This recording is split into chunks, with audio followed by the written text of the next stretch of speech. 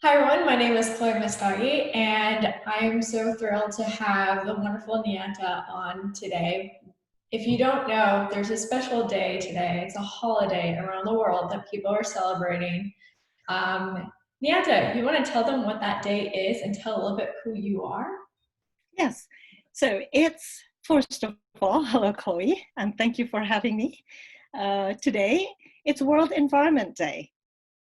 And it's a day that brings people together in slightly different way than Earth Day did on April 22nd, or the World Biodiversity Day, the official name being International Day of Biological Diversity, which was just a couple of weeks ago. And I will talk about one another day a little bit later, something we created. I think World Days are amazing, a way of bringing people together. So who am I? I think you already said, Niyanta Spelman. I am the founder and CEO of Rainforest Partnership. We are an international nonprofit organization that works on protecting tropical rainforests. And the way we do this is by working directly with rainforest communities, rainforest and local communities, indigenous folks living in and around forest areas in South America, and working directly to help the communities make an alternate sustainable livelihood, and do much more. I will, when you wanted to know a little bit about what we started and where we're at, I will tell you a little bit more about that trajectory, but I'll give it back to you. Well, first of all, thanks for being on here. The thing that I really love about the Rainforest Partnership is it's not your typical nonprofit in a sense. It's a nonprofit that actually works with locals in the community and help them empower and inspire their own community to help and protect the rainforest. This is something that not too many nonprofits do. Usually they rely on outsiders and then they bring in their outsiders. And then the thing is that to have a powerful stance and to be able to actually complete a mission, you need to be working with the people in that region. And that's one of the things that I really like about what you guys do. So I'm curious to know, how did this started? How did the Rainforest Partnership happen? What was the idea? What was the inspiration that led you to that moment of creating it? So we started in December 2007, and I am the founder. For me, this was something that happened in my teens. It was like my life's calling. I knew I was meant to protect tropical rainforests. You know, life does its own thing, and so a crazy trajectory that got me into my 40s, and I knew that.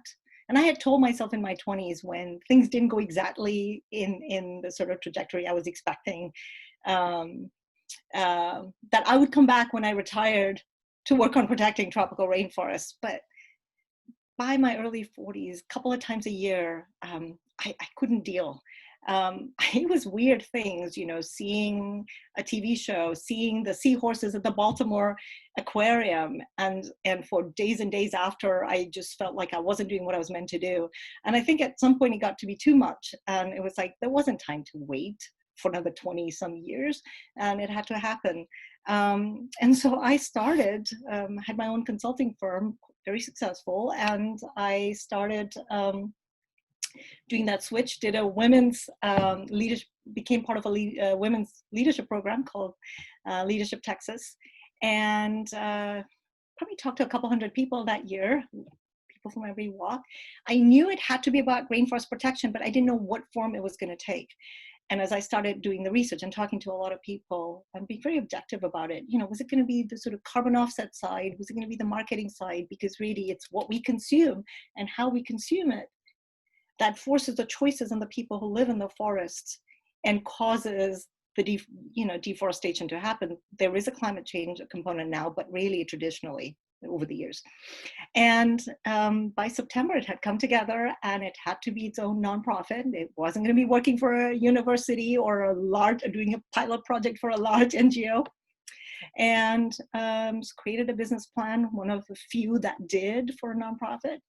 And then the founding board and I, three people who hadn't met each other until the morning that we got together on December 1st, came together, facilitated by one of my very important colleagues, still part of the organization since before we started, Beth Kaplan.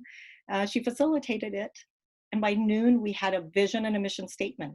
This is three people who hadn't met until that morning, but they had done pre-work. And by 6 o'clock, we had a 6-month strategic plan. And equipped with that, equipped with the vision of working directly with communities, I then spent the next 6 months with a husband and a younger child in tow in 4 countries in South America. And off we went. And so it was sort of gathering of ground truthing, as it were. And that's where some of our initial connections came from. And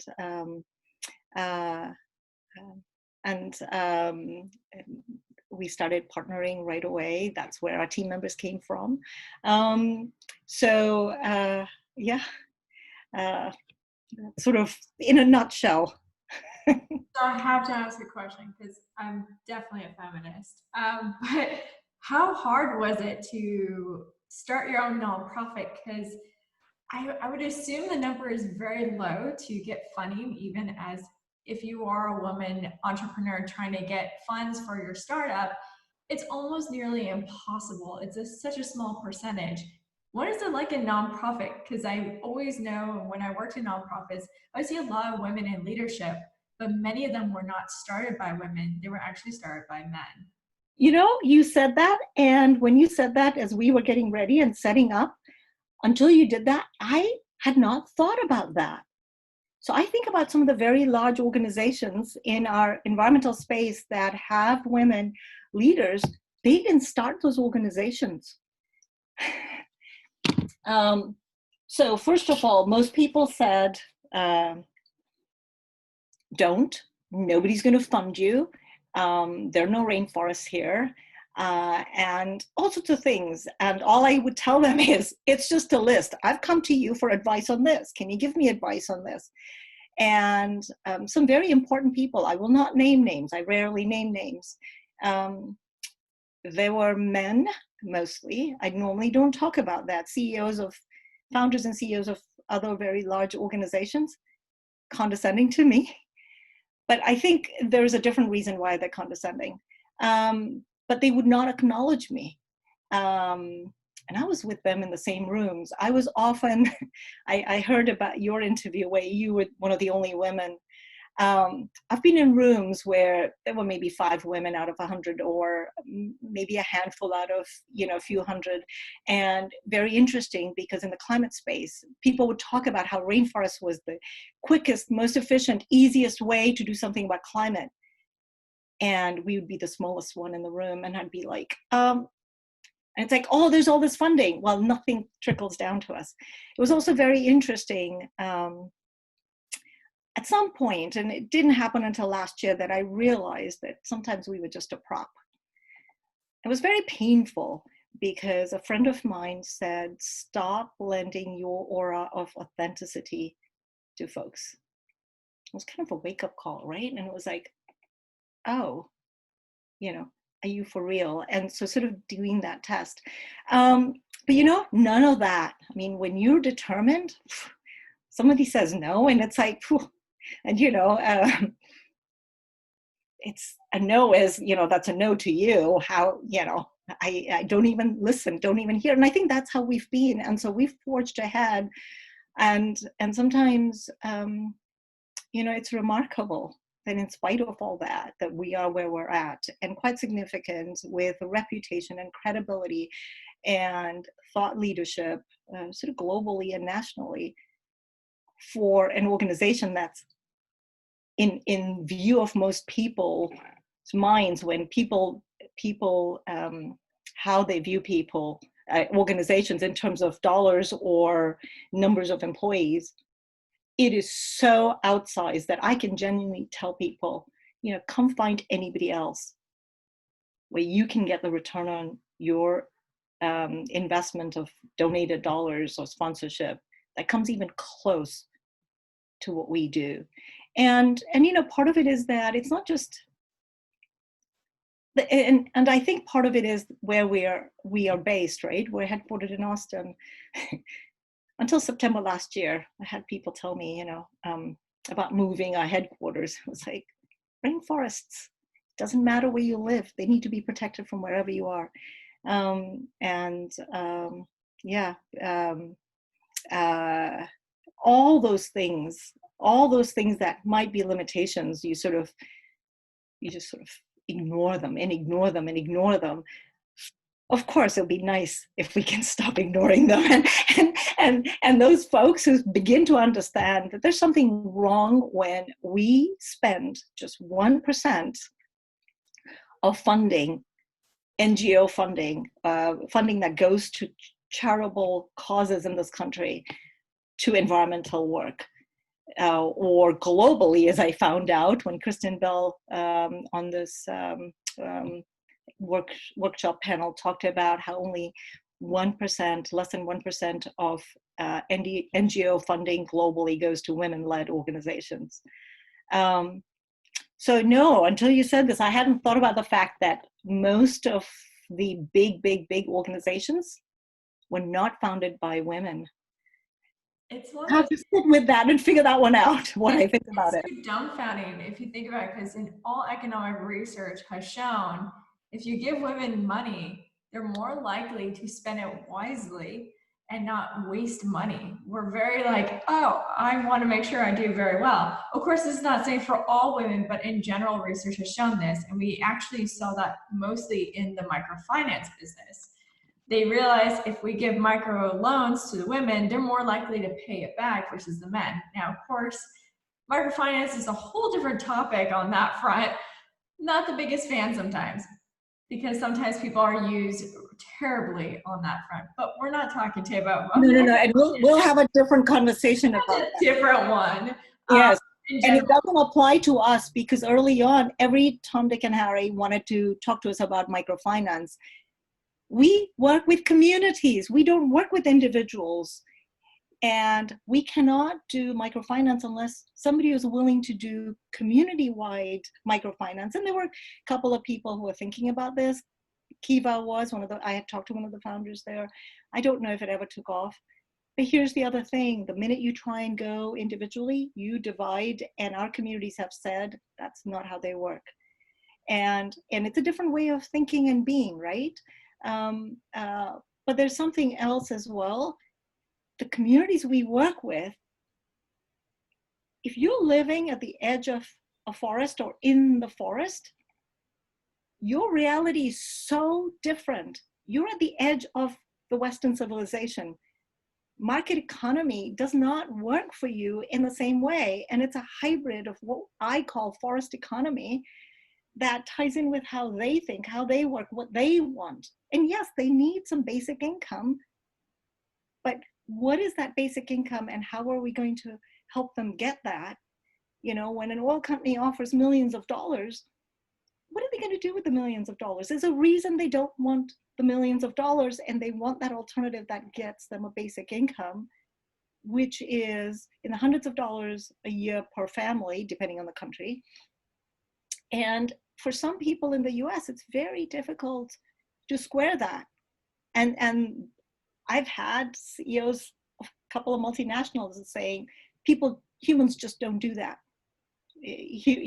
And at that point you just walk away, and early on I decided it's not my job to change the minds of the people who were so rigid and who believe what they do, and they think reality is just what they know and understand. And I will also tell you lots of things. We just did a workshop recently, and it was really enlightening. It was kind of difficult in some ways, because what it did was it sort of was popping up all these things that we'd experienced. And on the one hand, it was this idea that we're not the only ones who've experienced this. I'm not alone. On the other hand, it's like, how is this okay? And it was Christine Bell who said, she talked about it on this panel. She said, I'm teaching first grade math to my kids. She says, women make up 50% of the population. 1%, 50% doesn't add up. And so, if we as humanity are relying on people like us to really care about our planet, care about humanity, and everything else that coexists with us so deeply that we're going to be willing to make, I don't want to call it sacrifices, because I don't think of it as a sacrifice. It's a privilege for me to do what I'm doing, to get to choose what I am doing. If we're relying on us to sort of bootstrap and make it work any which way, while everything else is going on, and none of the economics there makes sense to me. I'm married to somebody who's about the best data guy I know. He understands economics. I mean, it makes no economic sense. And I think he'd agree with me. So you have to sort of ignore all that, know it as the reality, and you just forge ahead and you do what you're going to do. I like that. So let's talk a little bit more about the rainforest. So I'm an avid traveler, so I've traveled and I've seen a lot of the world, and also rainforests are one of my favorite things, like to just go in the middle of rainforest and just be there for days. Because you wake up, you go to bed with different sounds, like the smell of the air is so amazing, and you can't, it's very hard to describe. Of course, there are a ton of spiders I'm not the biggest fan of, but I love the rainforest for all that it is. And it's just one of those beautiful things that if you can see it one day, to do it. Um, but I also have seen what happens when we not commercialize per se, but when we have products such as coffee and chocolate and other products, the rainforest gets slowly destroyed. Niyanta, can you share a little bit about what happens with certain products and what happens to the rainforest because of it? So first, let's talk about the forest. I thought about it too late, but I sometimes like taking people on a journey and just sharing a little clip. What I'm going to do is I'm going to share that clip with you later, and perhaps you can share with your audience. But rainforests are magical, beautiful, amazing. You will sweat as I am, because I asked my family to turn on the air conditioning here and they forgot. I had texted them again. I think they're not paying attention to me. But they're so full of life. They are life itself.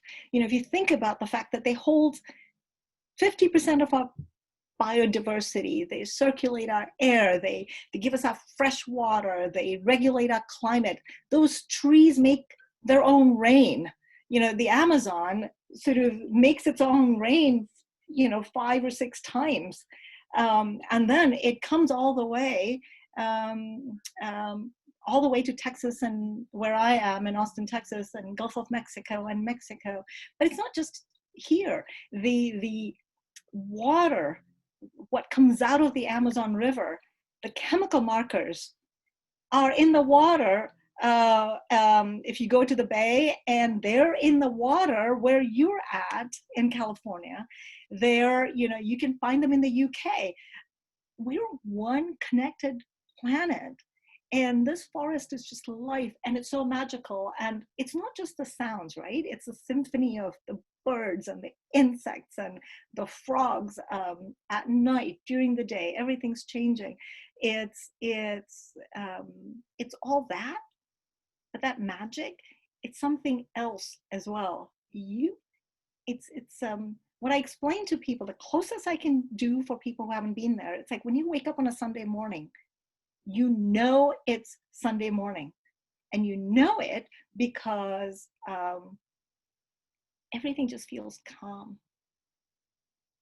When it's a holiday, right? It just feels calm. And that's kind of how there's a different energy in the rainforest. It's as gorgeous and beautiful and full of life that is. And we have no idea what's in, from the roots all the way up. There's life at every different level. And some of it is all, generations in just one place.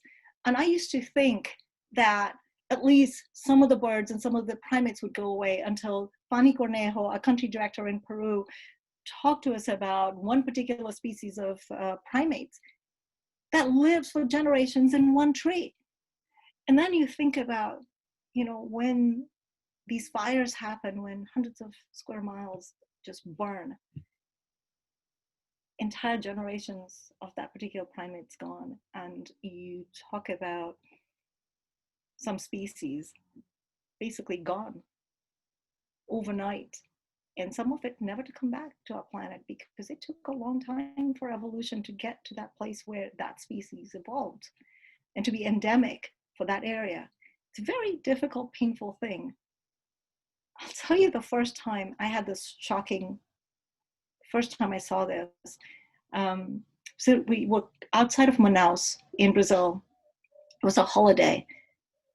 And I loved pineapples, and I'd been gobbling up pineapple in Belo Horizonte and other places in Brazil. And then I see this line of forests, and this is a wall of a forest, and right in front of it, there's stumps. And in between the stumps were pineapples. I couldn't eat pineapples for quite a while after. And I thought, really? We're taking out something that diverse to put a pineapple? It made no sense to me, and it makes even less economic sense. So you think about cacao, which originated in the rainforests. Of course, the biggest producers are in West Africa, but there's something beautiful about the chocolate that comes from the cacao in Ecuador, the aroma, because of where it grows with the trees and the soil.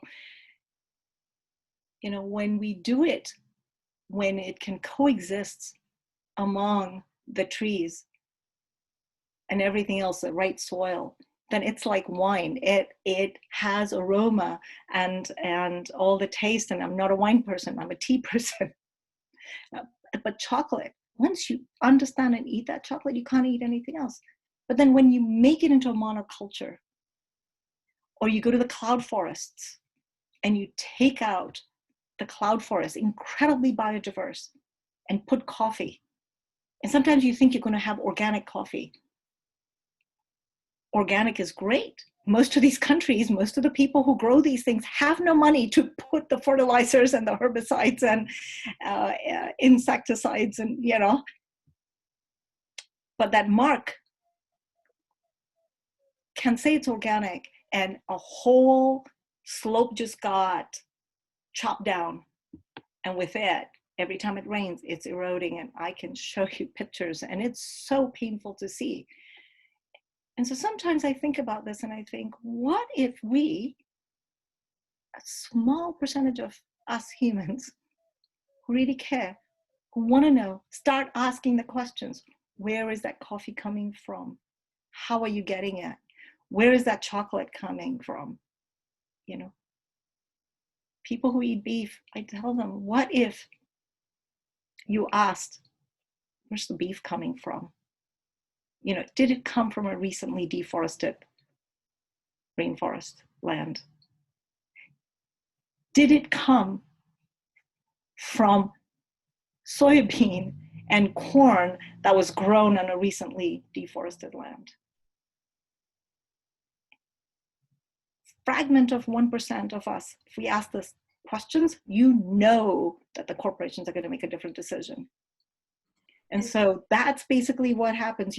Our choices are the choices that are imposed on our communities. They're not drinking coffee, they're not drinking cacao, they're not eating the beef. And so it's how do we work with them to allow for different economic choices, because it's an economic problem, and an economic problem needs an economic solution, but it involves all of us who don't live in the forest areas. So how can we make sure that the chocolate that we're buying, I know asking the question is one, but sometimes it's hard to find this information out. But there's lovely labels, of course, like Rainforest Alliance and whatnot.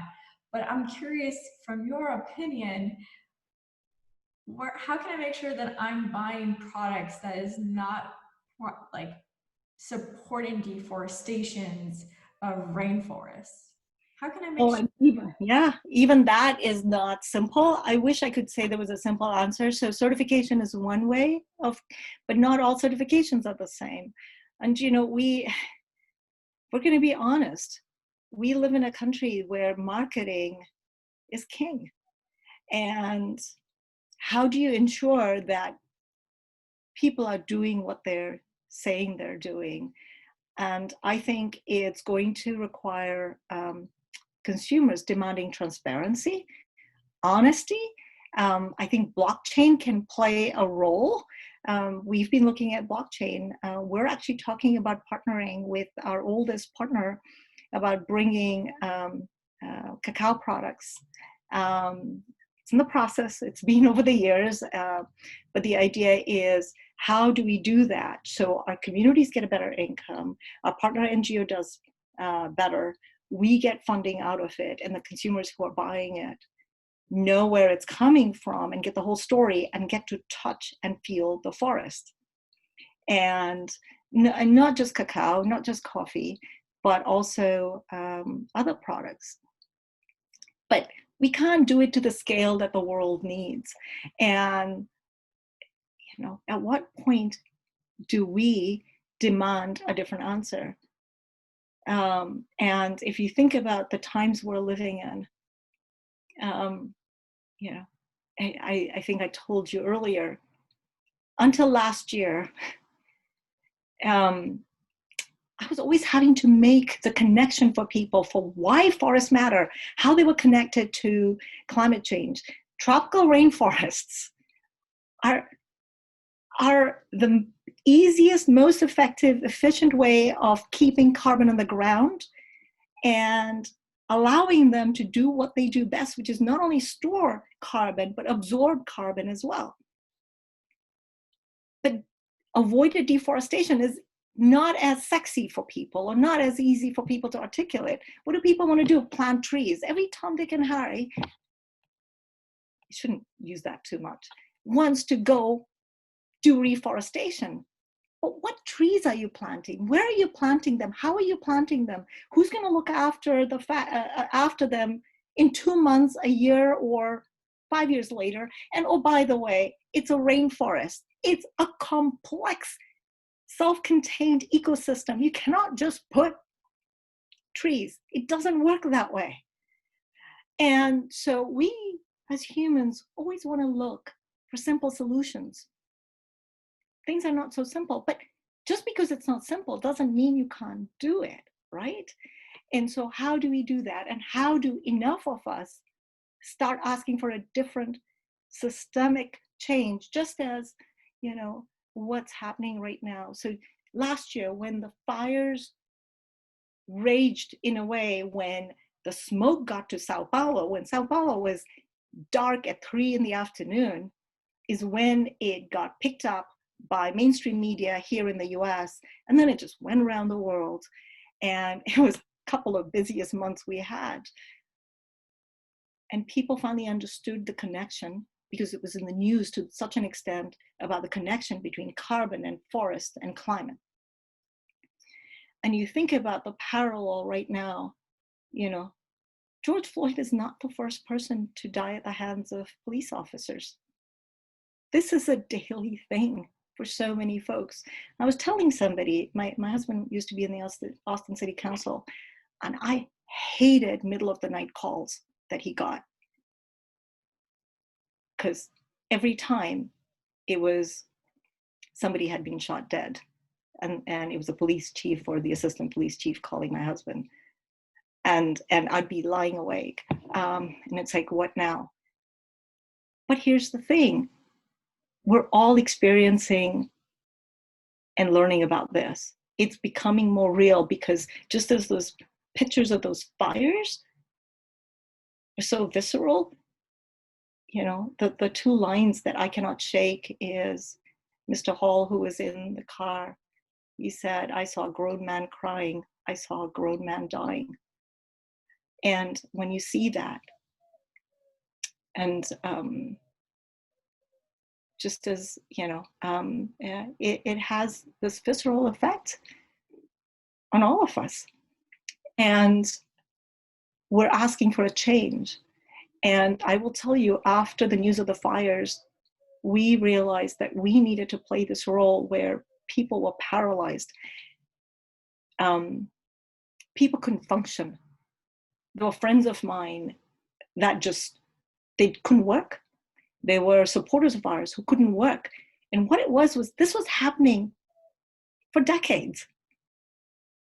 And in fact, when I started getting these calls and messages on WhatsApp, and we started getting donations from Europe, and I said to somebody on my team, I said, did we do a campaign I don't know about? Because everybody's asking, is your team okay? And I was like, what's going on? So we knew about, the fires, but look, it's something that was part of what we experience all the time, every year. And it's painful, but as I said, you cannot let the pain stop you from what you have to do. You just keep forging ahead. And we realized for most people, it was the first time they were realizing and recognizing it. And it was visceral, and it was like, why is this happening? Why didn't we know about it? But of course, people kept telling me that you need to do something about this, and people will soon forget. In a couple of months, it'll be out of the news cycle. And I wouldn't believe it. I was like, how can it become part of something else? And you think about how many news cycles we've had since. We as humans, in the world we live in today, become very involved in something, and then we move on. And so who are we, some of us, who are going to choose to really go and say, we're not going to forget?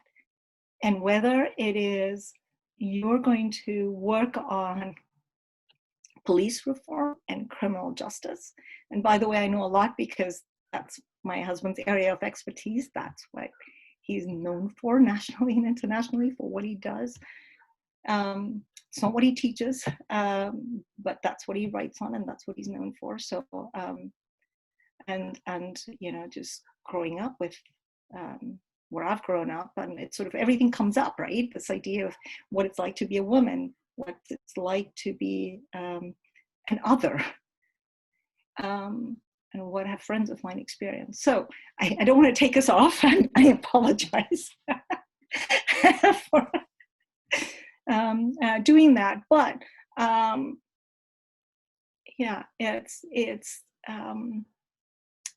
I truly believe that we can do this. I have seen since the beginning of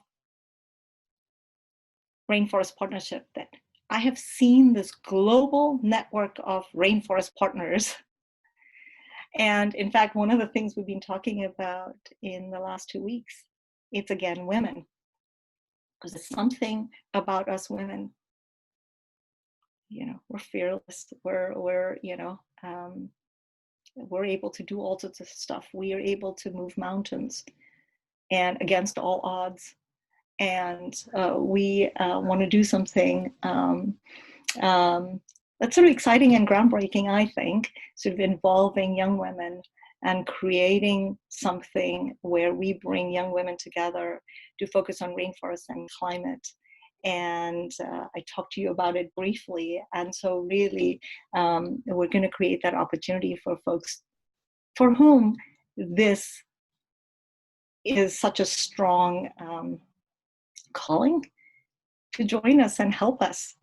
Our country director in Peru is a woman. We've always had more women than anything. Anytime a man joins the organization, we remind them, make sure you understand that we always have more women than men. We're a very diverse group in terms of race, in terms of basically ethnicity, culture, country of origin, languages, professionally, personality types, though we don't have very many on the Myers-Briggs scale. We don't have many S's. That's one weakness. So I've talked far too much, sorry. No, not at all. You do bring up a very, all your points are very valid. I want to dive a little bit more on the whole image of the rainforest burning. Now, the thing is, like, you are completely right. What happens is, like, it's in the press, it's in the news. People want to give, they want to do something because they hear that this is suddenly happening. When in reality, everyone kind of knows it's been something that's been happening that no one has been taking initiative of. But right when people get silent about it, they forget about it. But they may have not actually 100% forgot about it because it's still in the back of their minds, but then they move on to another passion project. So, what can we all do right now to help Rainforest Partnership? And how can we keep that conversation going when in reality we're still dealing with rainforest fires, we're still dealing with rainforests being cut down to for commodities? What are the things that we can do as the public to make sure that we keep continuing having that conversation? How can we support you? A couple of things. First thing, World Rainforest Day. So we created World Rainforest Day as a global day of action and activation. So we launched it in 2017. And in fact, we first thought about it and planned this in 2014. We were going to launch it in 2015, 2016 didn't quite happen. 2017, we think, oh, we're not quite ready. We had a whole bunch of people who said they were willing to partner with us. And then our president pulled us out of the Paris Agreement, technically not pulled out because it's a long process. Side note, please go vote because officially US cannot be pulled out until the day after election happens because it's a 3-year process. And as somebody who was in Paris, seeing that and seeing what was happening, Rainforest Partnership has observer delegate status. So we've been going to the COP, it's Conference of Parties, the UNFCCC, United Nations Framework Convention on Climate Change, has the climate conferences that happen. You heard about it in Madrid, you heard about the Paris one where the Paris Agreement happened. It would have gone into effect at the end of this year. Now, from Glasgow, UK has a presidency, it'll go, they've just moved it to next November.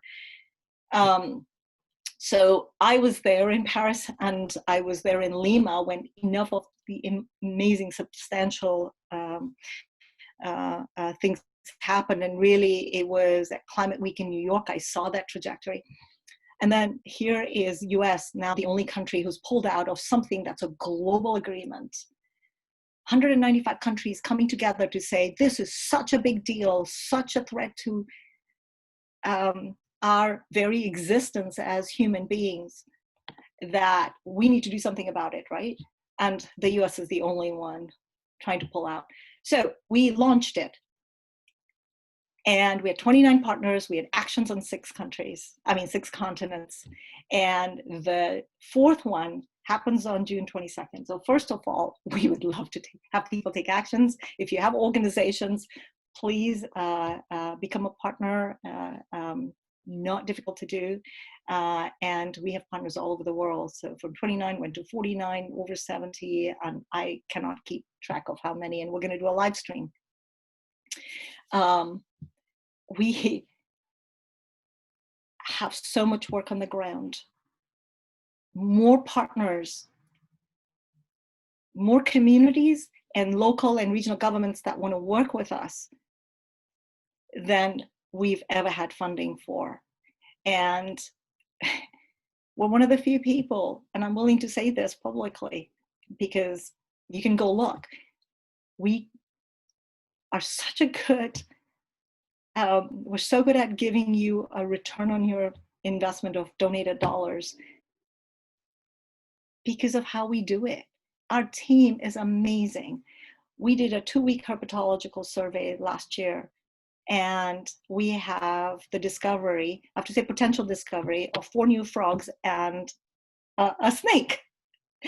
We have work we're doing with primates critically endangered.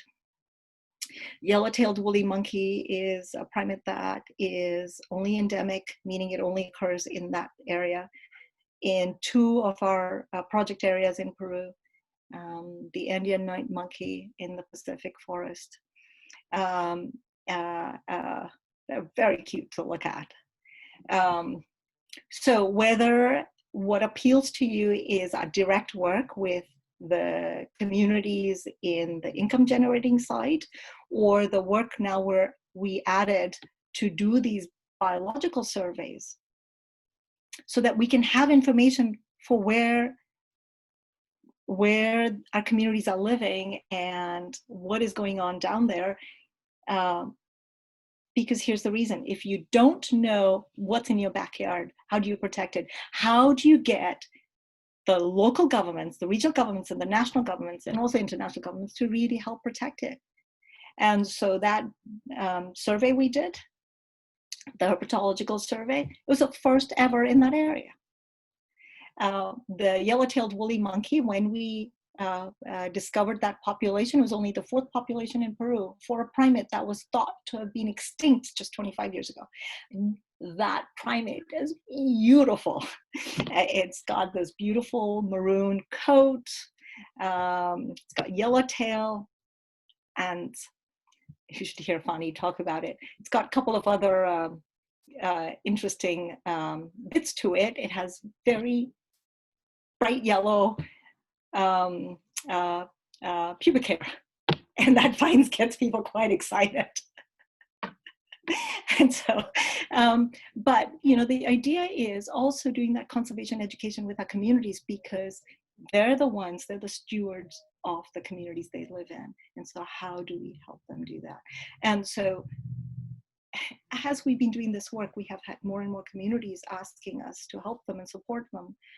And so we have the teams on the ground, we have the partners, we have the plans in place, and new team members that are vetted, that are ready to join. And oh, by the way, we don't drop in folks from the West who might think that they know more than our local team members. That makes no sense.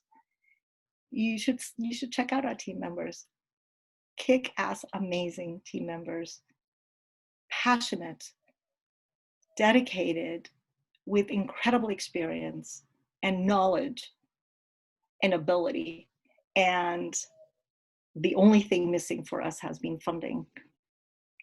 And so, yes, that means if you know foundations or corporations that want to partner, you can come at it from the point of view of working with a community, or it's primate, or a froggy. If you want a lovely frog named after you, help fund the naming after your loved one or your company, and fund the conservation work in that in that area.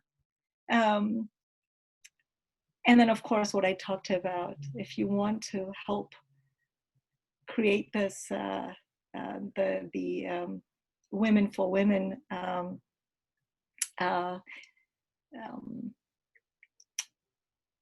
group, I'm going to call it, because we're still working out all the details. And you want to make that happen, that we engage women around the world to work with us. Would love that. It's a much longer way. I probably broke every rule that people tell you that you're supposed to just, yeah. And of course, they can always go to your website, which the link will be below. And also we'll have the social media, so you can feel free to share and follow and everything. I know that with the pandemic, it's been very hard to get donations for many nonprofits right now. And I just want to break the rumor, which is ridiculous in my opinion, but I get it. Because we're all kind of in quarantine around the world. So people have now assumed that now our environment is better than ever before, and that now we're doing such a good job, we're closing ozone layers.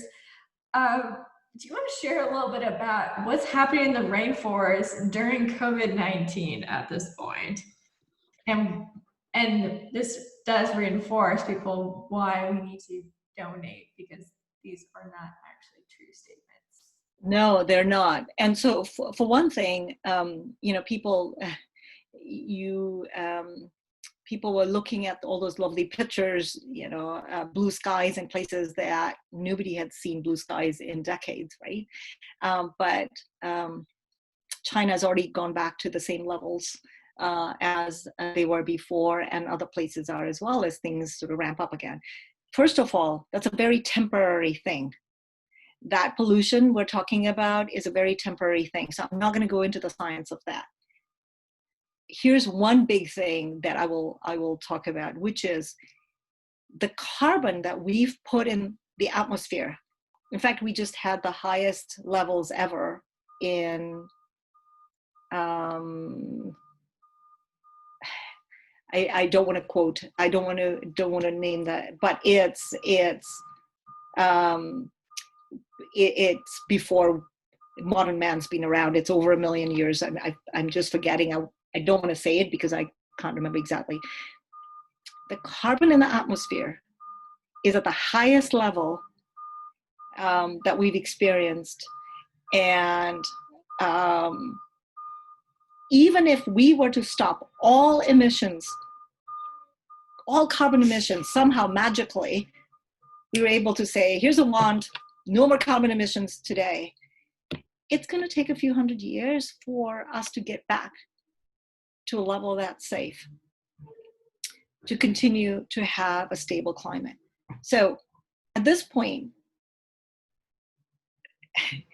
we have to do a ton on that front. And everything, even the Paris Agreement, in the Paris Agreement, all those plans are so below where we need to be. So we need bigger ambition, which is, by the way, why I think that the fact that the Brits are waiting, the UK is waiting till a year later for the next conference, for the next climate conference, may not be bad, because maybe there is a chance that people will be able to do something, get enough ambition from all the different countries. But the forest is under more threat because in Brazil, for instance, they've been pulling funding. And not only are they pulling funding, but people are going out and actually deforesting at a higher level in these last 5 months than in the 5 months in last year. Because you cannot, during the pandemic, you cannot enforce because you're not able to really travel. So Latin America has seen much higher rates of cases, and they're rising. Our team has been on a lockdown, quarantined. Interesting things there, but I won't go into it. But we've been busier than we've been in months, even without the travel. But as the forests are getting cut down and climate is bringing its own, adding almost fuel in a different way by when you have the fires that are much worse, when you're having the droughts, you're having fires in places that never had the droughts. So those things are not looking good. And so our carbon emissions coming out of the forests are on a trajectory that's not very good. We also don't know when the tipping point is. There's a thing called the dieback scenario, where enough of the Amazon is destroyed when parts of it will just start changing to a sort of grassland savanna. Because remember, the forest, you have to have enough of the forest to be there for it to create its own atmosphere and, own climate and its own rain. We don't know where that is. From the 70s, people thought it was somewhere at 20%, maybe 20 to 40% of the Amazon gone. The rate we're going, in the time we've been talking, I imagine some huge percentage of Austin, where I'm sitting, has disappeared, and most of it permanently, because forests don't come back. It took a long time for that to come back. So there's two things happening. We have the immediate in terms of what the pandemic is doing, and then we have the looming, and we have less than 10 years to get it right. And if we don't get that right, then we'd have won one war and lost this much bigger one. And then it's, the lives we're losing now. So I don't like to talk about that as we get to the end, because I like to talk about all the things we're doing, which is the enthusiasm from the communities that want to do something different. The fact that you are interviewing me and we're talking about this, you talk about what happened on Earth Day, even during a pandemic, people are taking action, people are paying attention. We have more partners for World Rainforest Day than we've ever had. We had, for Films for the Forest, it's an international short film challenge we started. In 2010, this year, we could not screen the winning films as part of South by Southwest, which is how we had been doing it. So we did a live stream on Earth Day, in global live stream on 3 different time zones for the Americas, for Africa and where I was born, and Europe, and then for sort of the Asia Pacific area. And we had the most diverse set of people watching, sort of globally. And we had films from 20 countries, and 6 continents were submitted, and we actually had a short film from Antarctica as well. That's what gives me hope. That in spite of the fact that yes, we lost funding, and so we're now moved to figure out, how do we do something differently? Who are we today? Where is the world today? And what innovation do we need to think of? And how do we touch folks, and how do we engage folks? And so to that end, I would love ideas from any one of you, because you're thinking about it. And that's partly the reason for this group we're talking about, the group, sort of Women for Women group. How do we find leaders for rainforest and climate to join us in doing this work at this level, so that we can touch so many more people, and then support the work teams like ours are doing to do the real work on the ground, to empower the communities to do what they want to do if they had the choice, which is protect the forest. They always make that choice. In our case, our experience has been our communities always make the choice. They choose the forest when they have the choice. They do not want to take down their forest. So Honestly, when people do watch this, it's so important to note that we're all connected. So if we destroy our rainforest, we will have consequences even all the way up north. We will have consequences throughout the world.